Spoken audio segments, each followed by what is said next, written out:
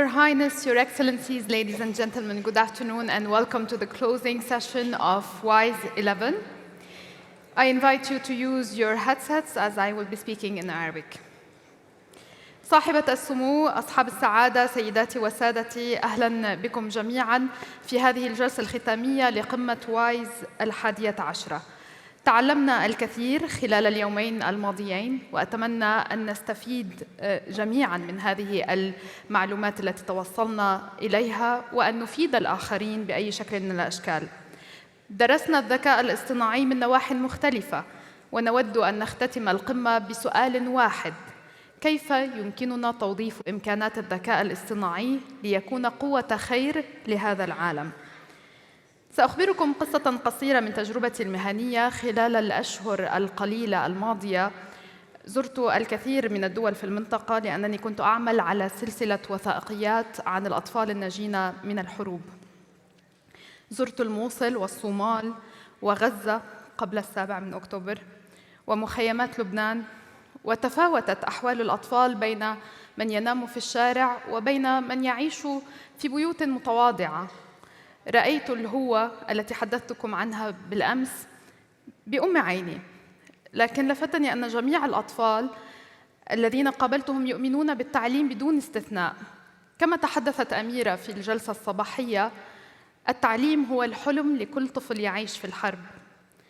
أذكر تحديداً عزام في الموصل يعمل في جمع المعادن، وفدومو في الصومال تتسول في الشارع. لم يدخلا المدرسة يوماً وهم يتامى، ومع ذلك عزام أراد أن يتعلم ليصبح محامياً ويستصدر الأوراق لكل الأطفال الذين يعيشون بدون أوراق ثبوتية لأنها تمنعهم من الدخول إلى المدارس. فدومو تريد أن تدخل الجامعة لتصبح مديرة الجامعة. عندما سألتهم ما الذي أقنعهم بأهمية الدراسة وهم لم يدخلوا المدرسة يوماً، قالت لي فدومو، طبعاً مش بهذه الفصحى: كل الأحلام الأخرى غير واقعية، أو يمكن أن لا تؤتي بالنتيجة التي نحلم بها. أما التعليم فهو الوحيد الذي يمكنني الاعتماد عليه ولن يخذلني.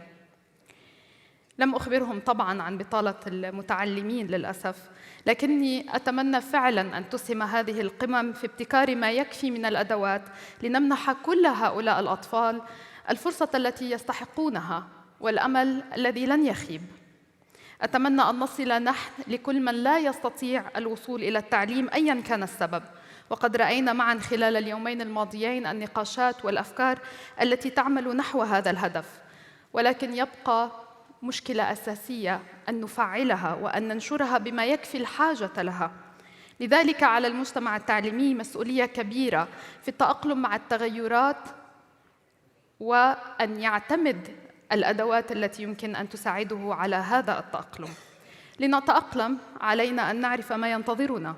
لذلك أدعو إلى المسرح أحد قادة الفكر في مجال الذكاء الاصطناعي والتكنولوجيا الحاسوبية، كونراد وولفرام، ليحدثنا عن مستقبل القطاع التعليمي.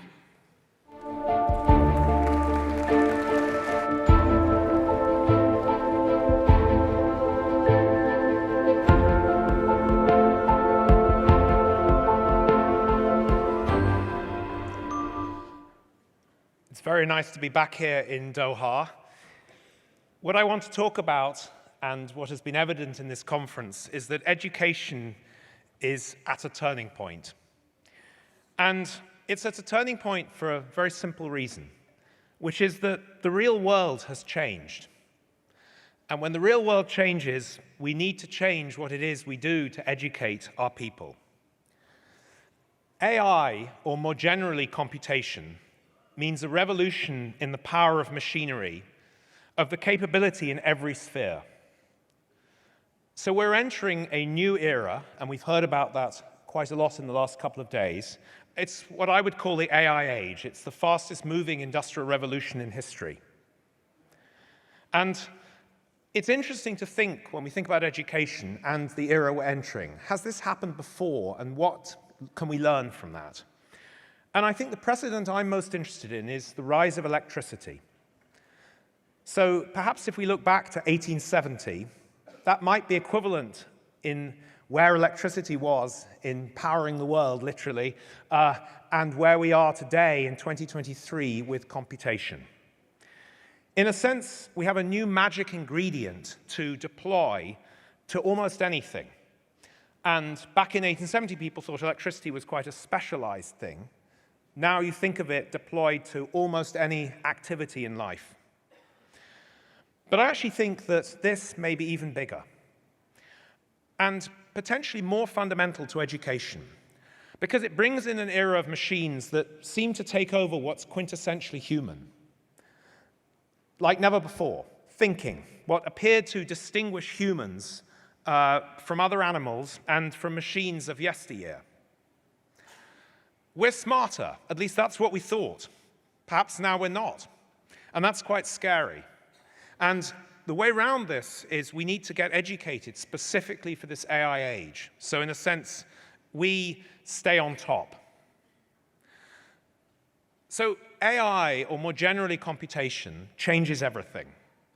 And crucially, not only how we deliver it, but what it is that we're delivering. This is a crucial point that is often missed. How do we teach? What do we learn? What's the role of teachers, AIs and humans? How can assessment change now we have AI? How should it change to drive human creativity? Not just turning humans, students, into yesterday's machines. These are all questions of the last 2 days of the conference and of the future of education. So everything is to play for. Equity, alignment with the new real world, enfranchisement.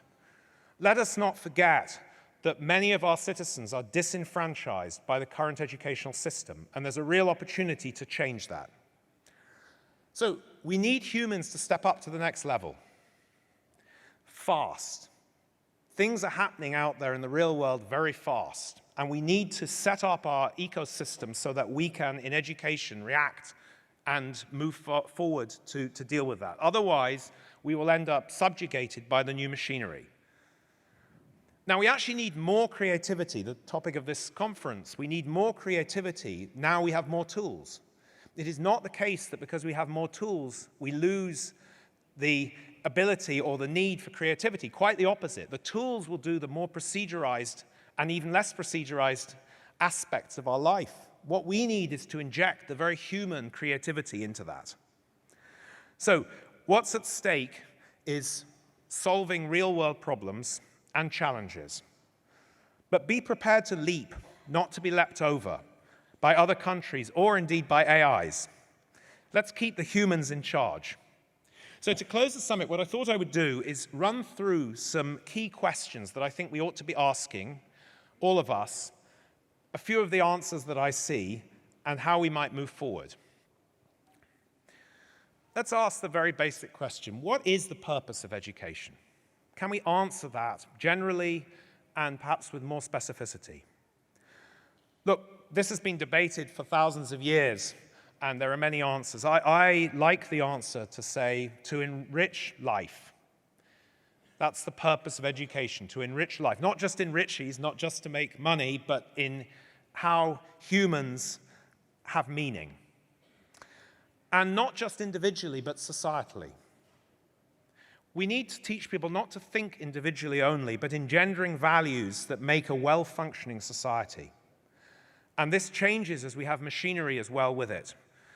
So the quick key question is, how do we marry creativity, process, AI, and human, individually and across society? Another question, and this one has many subparts. What do we need to learn and how? So the real effects this year of the revolution in AI, I think, are present very much in subject and pedagogy.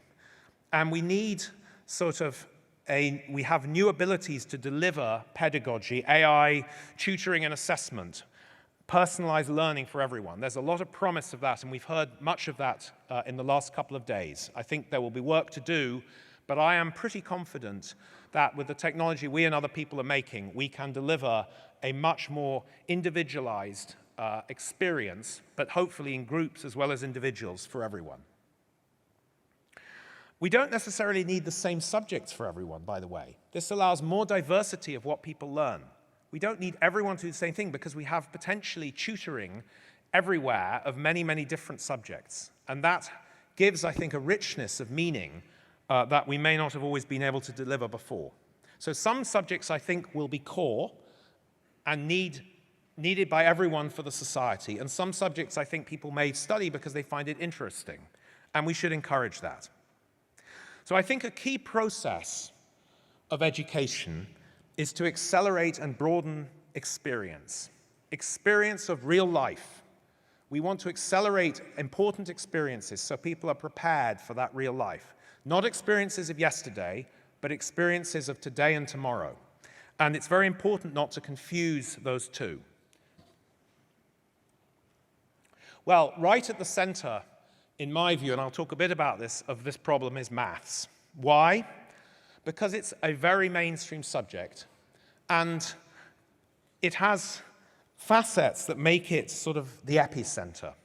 And let me talk through a few of these for a moment.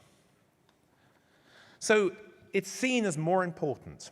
Part of the reason it's seen as more important is because it's seen to be driving this AI age. It's also more quantitative. So when we have assessments, everybody thinks they know whether you've done well or badly in maths because it's very easy to assess, at least traditional maths. It also has a huge amount of learning hours, money invested in it around the world. Billions of dollars are spent, many student lifetimes per day learning mathematics. But yet, it's become more divergent from the real world than almost any subject that's mainstream. So we have many more students forced to take a subject that's more divergent in many respects. And I want to go into this in a little bit of detail for two reasons. Firstly, because the maths education mistakes we need to fix, and urgently. I believe it's a major driver for our AI age to have these fixed. But secondly, as I'll come on to, because we have new technology in AI which will affect all subjects.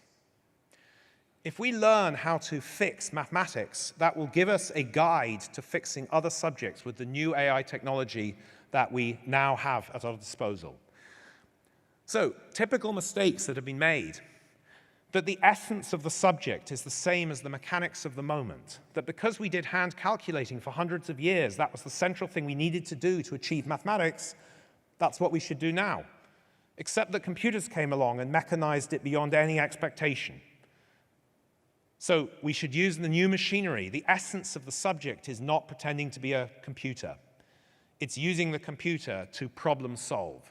That's the essence of the subject. And when you talk about mathematics, it's really a four-step problem-solving system. You define a problem, you abstract in this fantastic way that allows you to solve many more problems.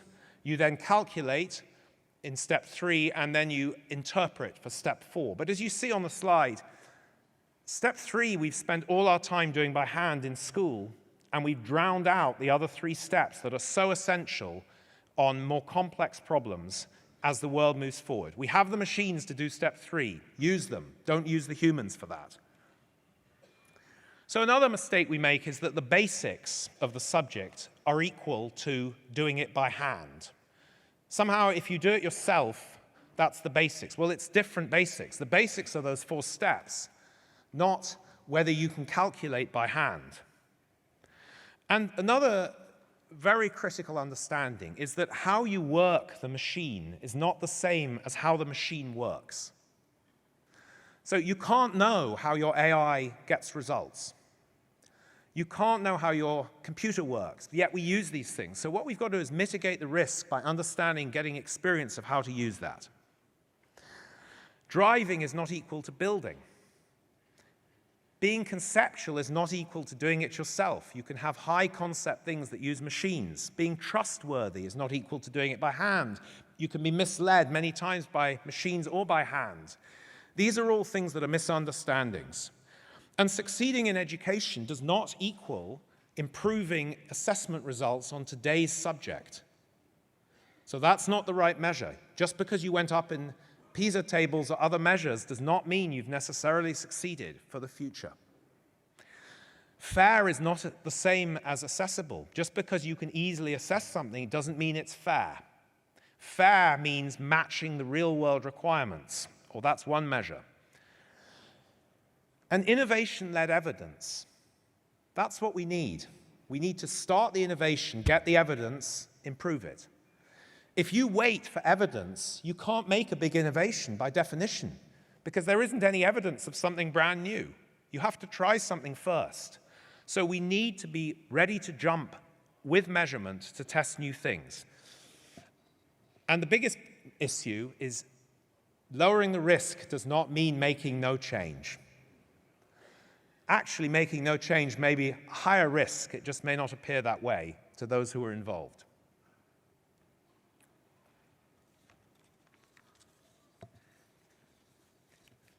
So for a number of years, we've been working on building a blueprint for how you think about curricula, which I've put into a book a few years ago called The Maths Fix, and which we call the Maths Fix Solution and an education for the blueprint, an education blueprint for the AI age. And that's what we see. The things we've worked out about mathematics has been evident really for 20 years. Now we have a brand new horizon of AI. It's evident this year, starting. Let's not take 20 years forward to learn some of the things that we have learned from the problems with mathematics. Now, AI tutoring and assessment is another great thing we can change. And these are some of the ways we can actually get, this is an example of tutoring actually happening live. Another thing we need to think about hard is what are the survival, subsistence, and value-added skills of today? We need to think at all these levels. We need everyone to be surviving. We need most people to be subsisting very well. And we need a few people to have real value-added skills. And my belief is that computational literacy is a key driver of this. In the 1800s or so, we had literacy for all. Now we have the potential of computational literacy for all. And that's what we must introduce. These are the equivalent skills that are required across all society. What's for the AI and what's for the human? As we enter the AI age, what does it mean to be human? We need to think explicitly, what is thinking? What do we count as thinking as a human alongside the AI? There are many ways to define this, but I think we should think about it as what the AI cannot do as successfully, what the human can contribute, and what's uniquely human creativity. We must also remember trust, an old-fashioned word. We need to get people experience so that they can trust things with skepticism. We have to be in a world where we can trust some things, and the way to do that is to educate people better, more generally, and with more confidence about their own understanding and for the ways in which decisions are taken. And many decisions today are taken computationally with models and data, so that's a crucial part of building trust. And we also need to educate for confidence. People who are confident have a better ability to challenge and be able to think for themselves in many ways, even when the situation changes. Creativity, a major facet of this conference, is critical as well, and is the thing that will set the human apart in many respects, I believe. So, what now? I think there are 4 things we could immediately look to do. Review what students no longer need to learn. That seems negative, but in fact is a positive thing. We are trying often to put too much to our students, and they aren't in fact able to follow all of those things. Introduce mainstream computational literacy. Fix your educational ecosystem for change, and particularly for subject change. It's got to iterate, it's got to change quickly. And deploy AI tutoring and assessment as far as you can and as fast. No change is not an option. We need to start the AI era of education today. Thank you very much.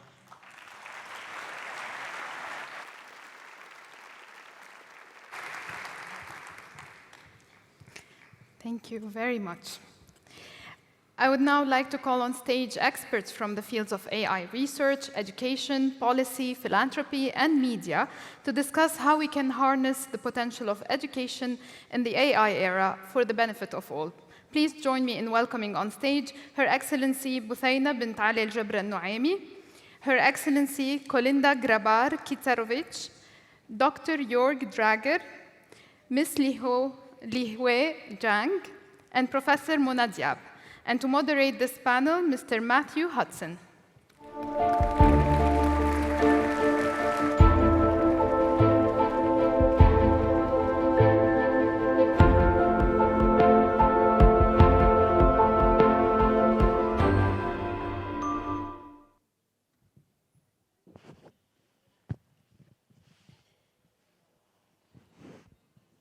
Well, it's pretty clear that artificial intelligence is changing a lot of things in our lives, not least in education. And as we come to the end of 2 days of in-depth discussions and presentations, I imagine many of our heads are full with what we've learned. But fortunately, we have an impressive panel of experts to help us digest everything that we've been hearing and thinking about the last 2 days. And if you're still hungry for more insight, hopefully they will provide us with some of that too. So we have experts from education, politics, industry, science. And so going down the line, I will introduce everyone. To my left is Her Excellency Buthaina Bint Ali Jabr al-Nuaimi. Her Excellency, she is the Minister of Education and Higher Education in Qatar. Her Excellency Kolinda Grabar-Kitarović, who is the President of Croatia from 2015 to 2020. And is on the board of the International Olympic Committee. Then we have Jörg Dräger, who is a physicist and the Executive Director of the board of the Kühne Foundation.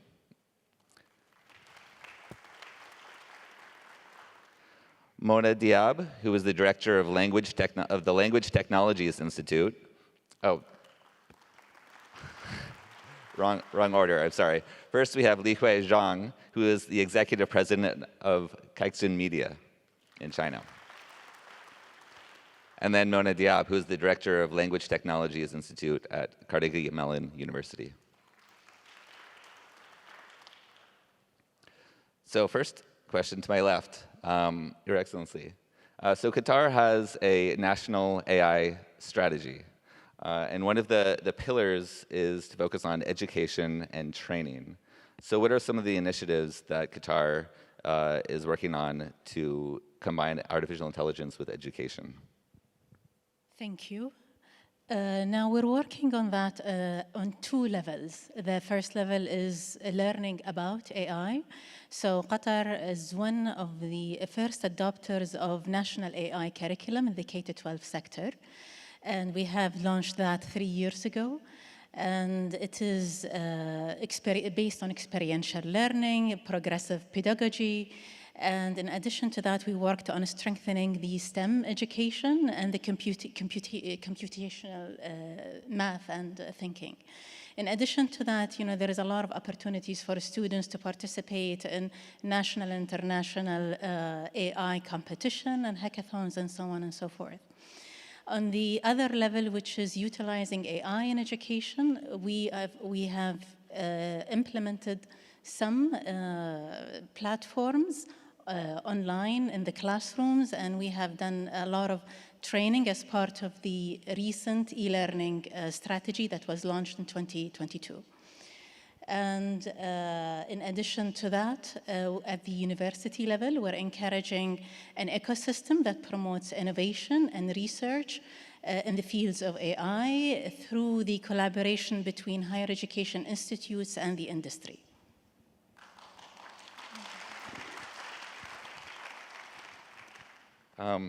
Your Excellency, working on the IOC, which is an inherently multicultural and international collaborative endeavor, has that led to any insights on how countries might collaborate on either the development or the regulation of artificial intelligence? Well, yes, it certainly has, not just working on the IOC, but many other international organizations that I am part of, and also having been president of Croatia. Now, I think that we have to create some kind of strategic leadership in the sphere, because right now we can't even agree on what the problems are, and let alone how to resolve them. So I think that bringing together government officials, policymakers, experts, academia, but representatives from the industry as well is key, and that conversation can produce results in terms of defining the problems and finding solutions. In my opinion, the biggest problem is the lack of regulation of the AI space on the global level. We have started to talk about it. I think it's already running a little bit late, because the speed at which AI is developing is exponential, and there are a lot of dangers for misuse out there. So working on the levels of national governments, but in particular internationally, to try to reconcile even geopolitical differences to come together to regulate the AI and its ethical use for the benefit of every society and of the humankind is key in this process. It is well known that again, it is completely unregulated. It is up to the industry or the companies who produce or create AI platforms to govern them. And the potential of misuse when they come out, especially on the dark web, of individuals to be able to adapt them and use them for criminal and other activities. Now, we like to focus on the benefits as well. So I'm going to mention the IOC in particular. We have a working group on artificial intelligence programs and how to use them in sports, which is a topic that is usually not tackled that much in the international space when you talk about artificial intelligence.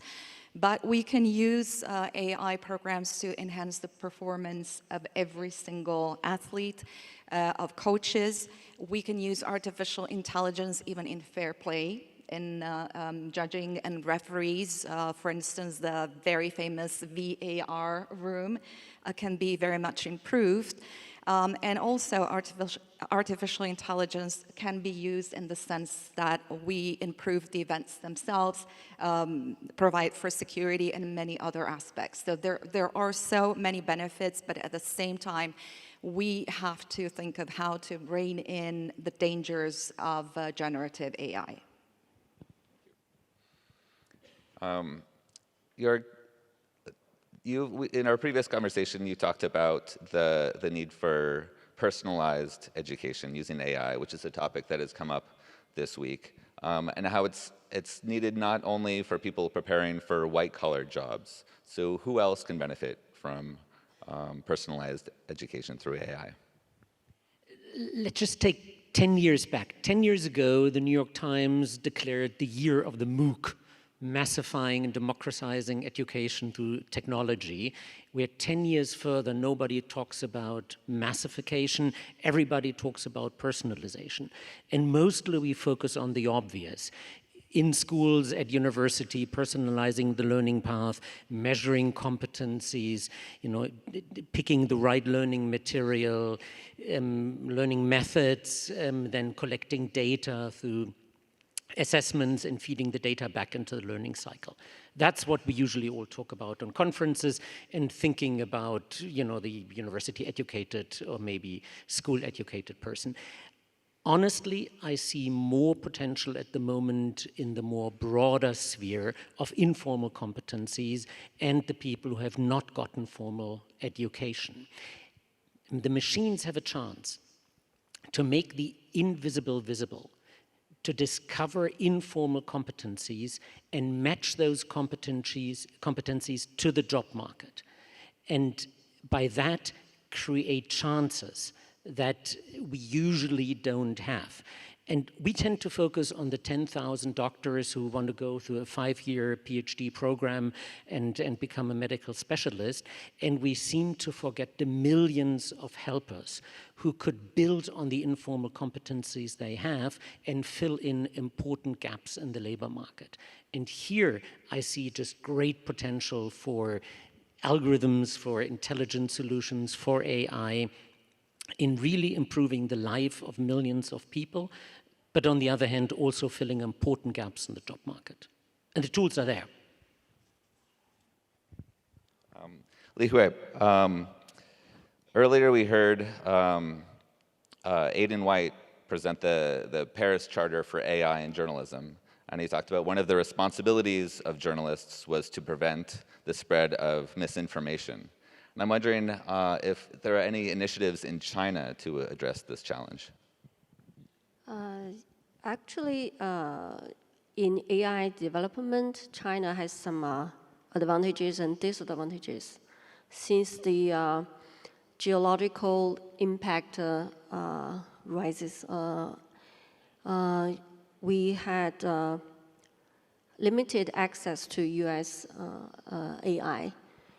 But we have advantages, such as we had a huge number of engineers and a very big market with data and algorithm.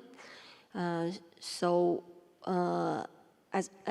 we had Chinese people has extreme or sometimes strange enthusiasm on science and AI. So everybody is keen on doing something in AI. But as we know, the generative AI just have the collective average consensus, so it cannot avoid the misinformation or false answers. So that's why the professional media can play a very important role in the alignment to the AI with the facts. So we think we can do better. I think there is fundamental mechanism which is not that good with the facts checking. So we think the sources from professional journalism should weigh a little bit higher than other resources.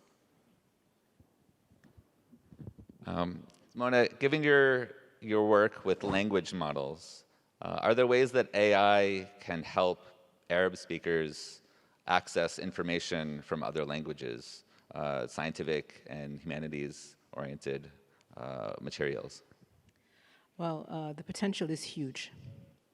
So especially given the translation technology as it stands today, it stands at a position where we can actually translate a lot of material back into Arabic, but also it allows for a lot of discovery that actually is even latent in the data. So it's one of those very powerful enabling technologies that could actually enhance and empower Arab speakers. So from that perspective, it's kind of, where technology stands today with machine translation specifically and scientific translation, it's actually very advanced. So I think this is a very huge potential. Yeah. So I have plenty more questions, but I just wanted to let you know that if you have any comments on anyone else's comments, then I would like this to be a lively conversation. So if anyone wants to comment on anything else so far. So I would like to comment on something that you mentioned with respect to misinformation and actually disinformation as well. So there's the misinformation, which is the wrong information, but there's also disinformation. The notion of a fact is quite interesting, right? So there are factual knowledge that nobody can dispute, but then there's this notion of facts at a time. So things could change over time. So this is a big challenge for us as technologists, building technology that's supposed to do fact-checking. I was wondering what China is doing in that regard. I think we are in a very early stage on that one. Nowadays, I think the scientists and engineers did a lot of alignment with the morality, but not the fact. So there is a long way to go on this part. So regarding getting language models to be more factually accurate, there's a process that some people are probably experts in here called retrieval augmented generation, where you pair a language model with a database or some external memory source. So it's not just answering something from its memory, it's tapping into a database or a website. And one of the earliest applications was actually to combine it with Wolfram Alpha, which is full of facts and computational tools. So it grounds the language model's output to be more accurate. And Conrad was just telling me about one test where ChatGPT, I believe, was 30-something% accurate on a test, but if you combine it with Wolfram Alpha, it's 96%. So I think going forward, combining these generative AI with other sorts of AI techniques will be really important. So, Your Excellency, you were an English and literature teacher. If you were a teacher again today, would your methods change? Definitely it would change. I think AI has provided us with the opportunity to reduce the administrative work. I think it facilitates a lot on the research on the subject matter. I think the pedagogy definitely will change. It used to be the teachers was the source of all knowledge, but now we need to teach students differently how to fact check, how to use, and how to utilize the knowledge that exists today. So definitely, I think not only the pedagogy would change, but also as mentioned earlier, what to teach and how to assess. Coming from a European perspective, how can European countries compete with the US and China on language models or in other applications of AI when they're behind on both compute and, in some cases, large data sources? Well, the European Union certainly is not perceived around the world to be a leader in artificial intelligence.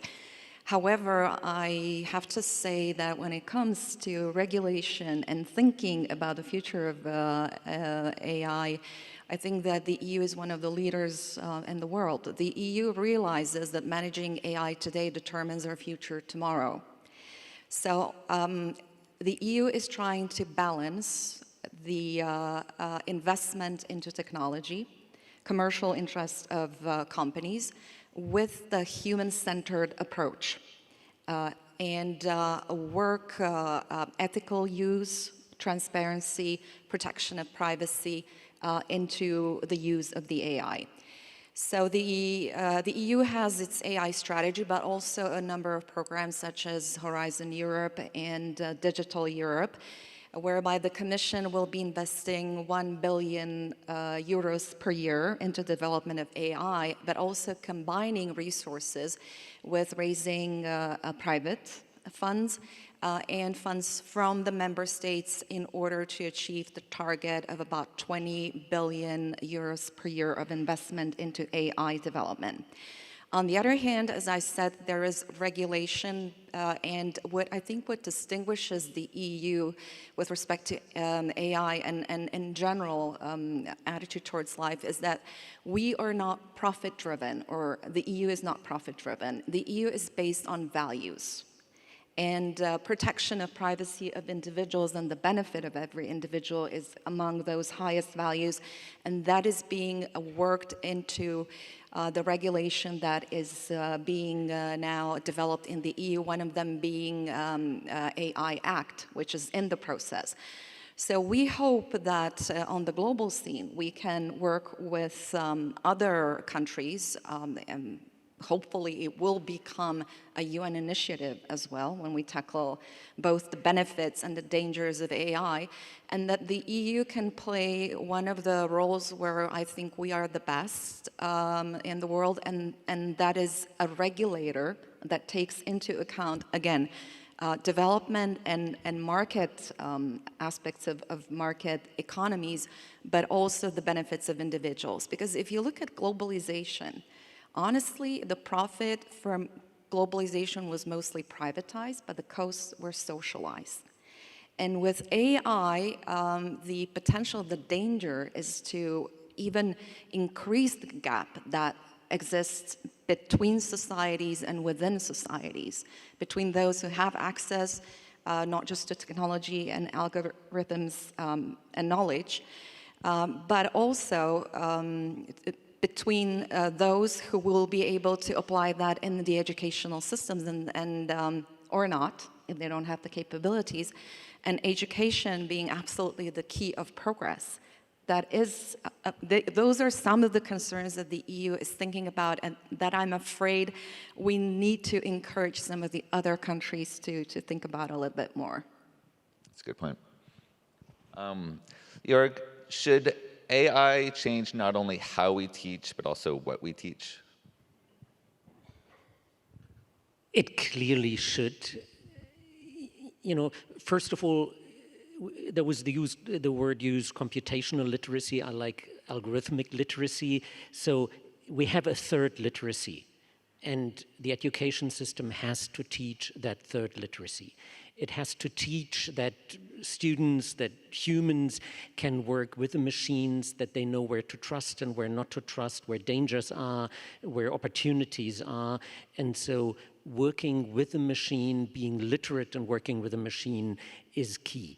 And it's clear the repetitive task will be diminished in the workforce, and the creative and socially interactive task will increase. So I think the core question for the education system is, can we teach today how we will work and live tomorrow?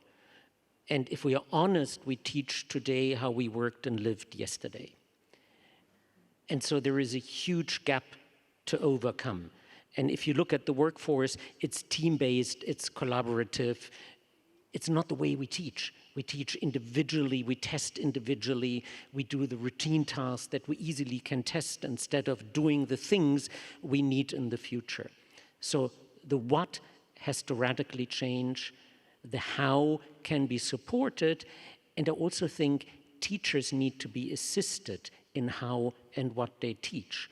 Because I know it's an oversimplification, but many teachers on Wednesday evening think of what to do Thursday morning, 9 a.m. in the biology class in 9th grade. Very resource-oriented, oh my God, what do I do? Our educational approach is super holistic. It's about formal learning and informal learning, a huge complexity about the what and the how of teaching. And teachers need to be supported by intelligent technology to overcome the I need something for tomorrow, but it needs to fit into the huge picture, and I don't know where even to start. So I think it's the how, it's the what, and it's the assistance and support of teachers where technology can play a huge role in the education system.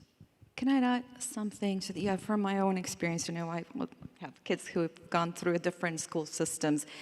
I think that can also take the pressure off students, because right now we demand that all students be good at everything, that they get an A or a 5 or whatever the highest mark is in absolutely every single subject.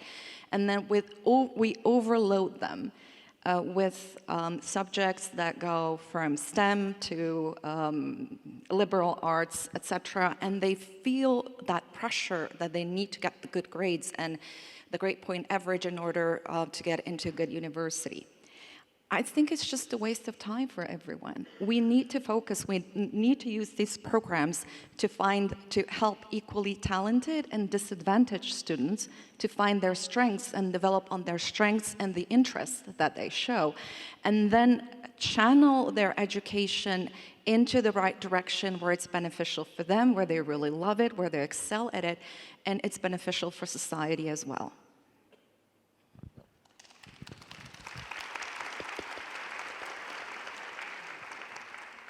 Just one quick thought about the how and the what. One of the core competencies we need in the future is resilience. You don't teach a class in resilience. You build it into the how you learn. And so the how and the what in a way merges, because many of the higher order competencies that we all need are more hidden in the how we learn rather in the what you write into a curriculum as a class in resilience or conflict management or intercultural communication or whatever. So I think, you know, technology allows us to acquire higher order skills without even really noticing that we're teaching them, but we learn them. Your Excellency, in our earlier conversation, you were talking about one of the most important aspects of education was developing the student as a whole person, including their educational or their emotional intelligence. So can AI help with that? In my view, education at its heart is a human. So the connection between the teacher and the student is really critical for engagement and motivation. I think, you know, leading a classroom is not only about, you know, expertise and subject matter, but it's also about a teacher who, you know, give insights, who, to give support and empathy and mentorship. And I think it's very important, the human aspect and the human interaction between the teacher and the student. Are there, you know, platforms to teach emotional intelligence? I trust, yes, it is. But I think we really need to be sensitive to the age of the students. It could work with certain ages, but couldn't work maybe with younger ages. So I think the teacher's role is really critical.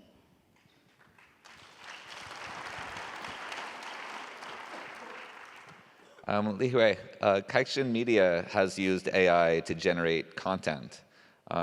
So what are some of the opportunities and challenges in terms of generating news content using AI? Nowadays, we just use AI to generate news from the exchange market. And that will be easier for AI to do that. And also, we provide some explanatory visual news or format for our readers. And the third one we experimented is we use AI to learn in our own database, because we have 1 million subscribers, paid subscribers in Caixin website data. And we train the AI to learn all the archives, and they can have an AI can have a very clearer picture on the whole situation about economy, geopolitical relationship, and they can predict a little bit on the future, we hope. And from those parts, we think we cannot hope AI can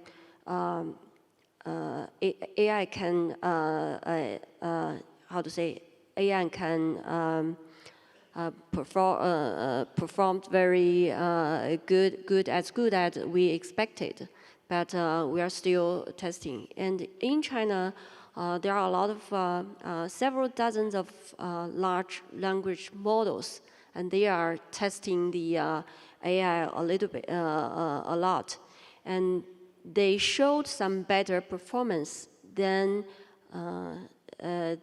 OpenAI, than ChatGPT-4, especially in Chinese language. I think Chinese language is difficult, and Arabic language is difficult as well. I think that will provide some experience on those parts too. So Mona, you have taught responsible thinking to your students. Could you tell us a little bit about that? Sure. So I think of part of the education system. We talk a lot about critical thinking, a lot about computational thinking. And I think it's the right time right now to think about responsible thinking as a third aspect, or a third, like you think about it as a trifecta. And, oh, thanks. The idea behind responsible thinking is actually starting to think more holistically about the future, especially around technologies that we're building, where it's not just sufficient to think about algorithms and data and the models, but actually think about the societal impact, so techno-societal impact in general.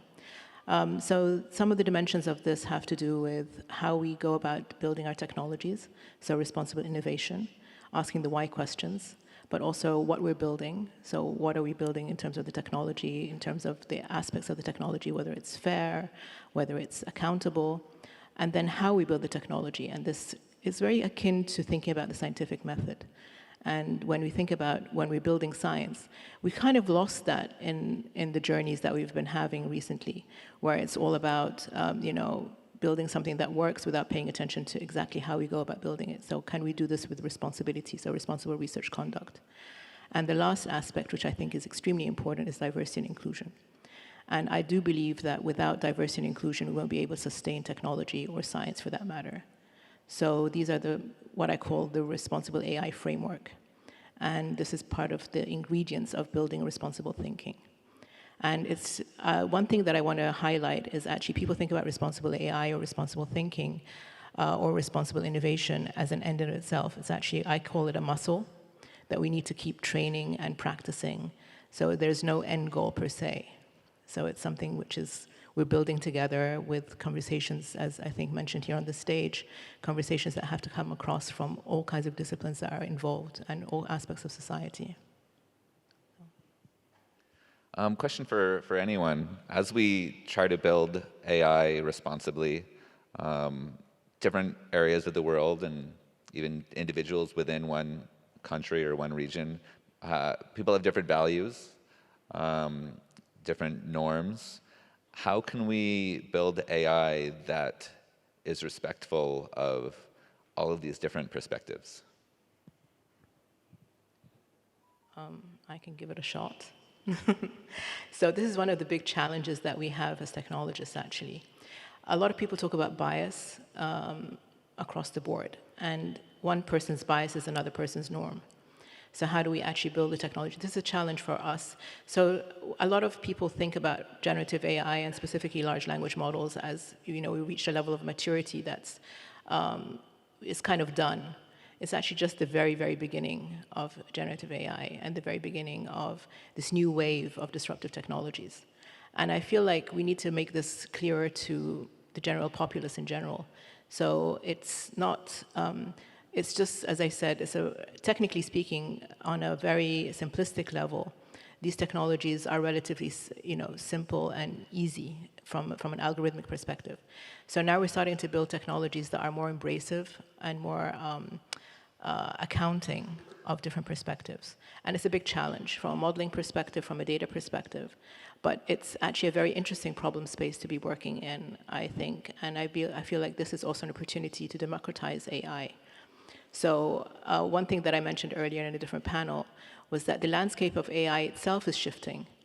And it's actually ripe time for people from different disciplines, especially this audience here, to join forces, because believe it or not, you actually have a voice that could be, in fact, changing this landscape. We are just about out of time. I just wanted to give everyone one last word. Your thoughts on what makes you either optimistic or pessimistic or both about the future of artificial intelligence.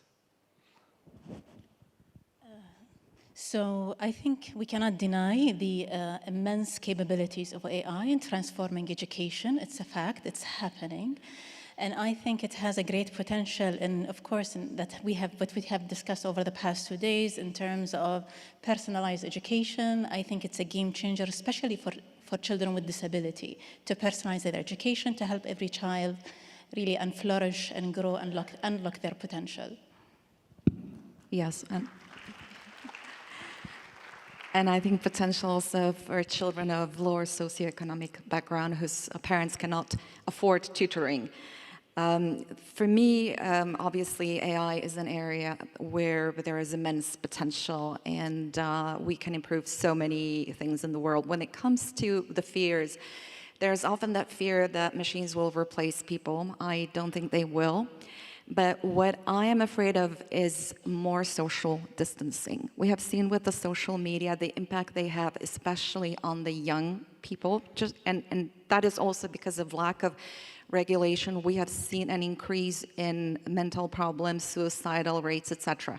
And just imagine when you start communicating with an AI program, a bot, rather than a human. How do we re-socialize ourselves? Is that going to create more mental problems within our society? So how to continue to be human, the essence of being human, I think is what should be at the essence of our discussion as well.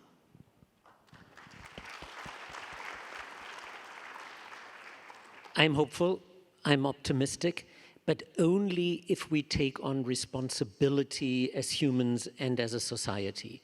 If we just let the development happen, if we just let industry take over, I'm quite pessimistic. And taking responsibility means being all algorithmically literate, enforcing diversity of products, enforcing transparency in information, and having proper regulation. And so for me, that's a human, it's a society process, it's a democratic process that we are responsible for. And if we take on that responsibility, I'm very optimistic. AI is just a tool. The people behind AI decide what is good, what is wrong, and how to be responsible or not, or what values the people hold will decide which direction the AI will go. So for me, as a media group, we think we are responsible to tell the public which is good, which are not, which is bad. Thanks. So all of the above. Plus, I think it's incumbent upon us as technologists to demystify this technology. I think that's critical, and I believe that this would harness a lot of good. There's a lot of enablement, empowerment, and enhancement that's associated with this technology. So let's actually try to harvest that. Thank you. So would you please join me in thanking our panelists?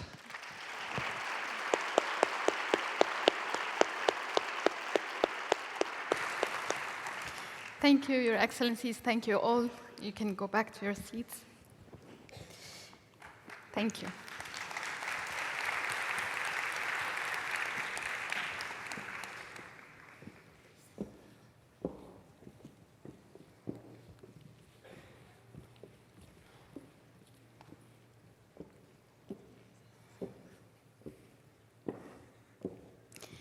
And now to close WISE 11, WISE CEO Stavros Yanuka will leave us with some final thoughts.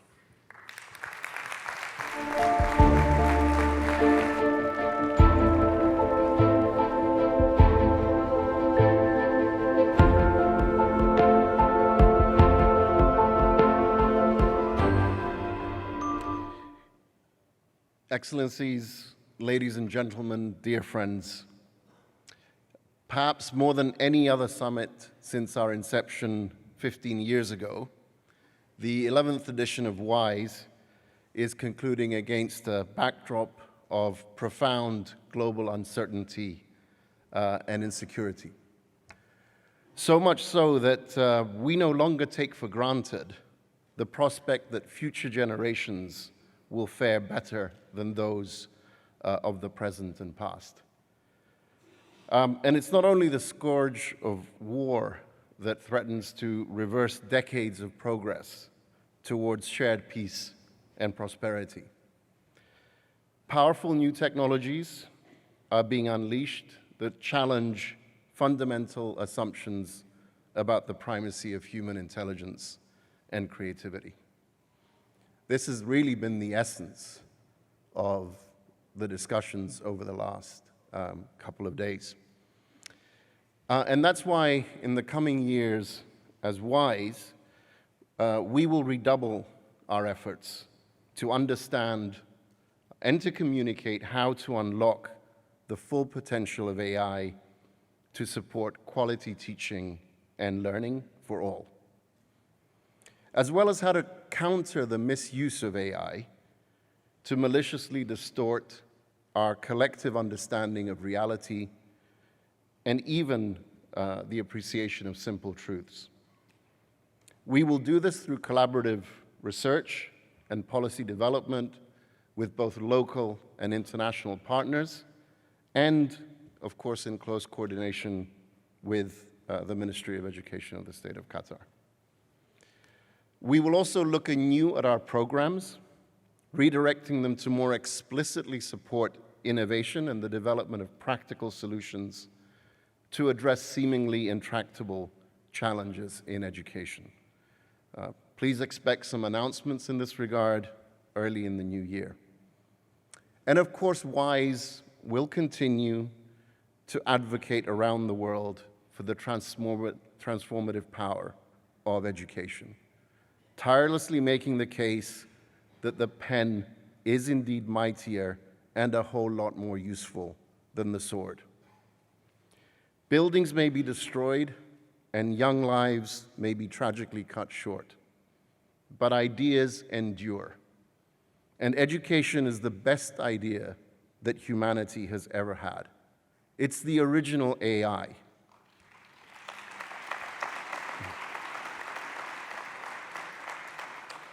It's the original AI because it ensures that human wisdom transcends the confines of an individual human mind.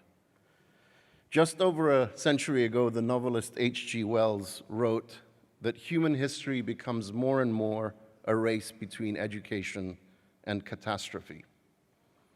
We are deeply grateful to Her Highness for the vision and inspiration that she has provided over the years. Through Qatar Foundation and education above all, she has given us the opportunity to once again come together as WISE, as a global movement, a global coalition that is determined to win this race for education. Thank you, everyone.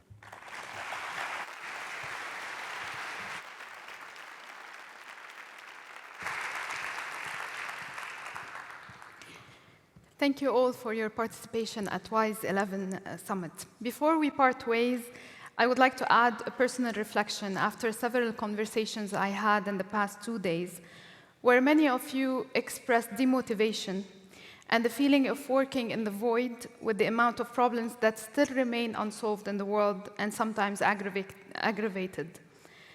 Let's take a moment to acknowledge that we had a very rough year globally. We had 2 major earthquakes, one in Turkey, one in Morocco. We had floods, we had drought, conflicts, and wars. And it's normal to feel helpless at times like these, but it's crucial to remind yourselves that people like you were never the problem. You were always part of the solution, even if it's a small scale as one person.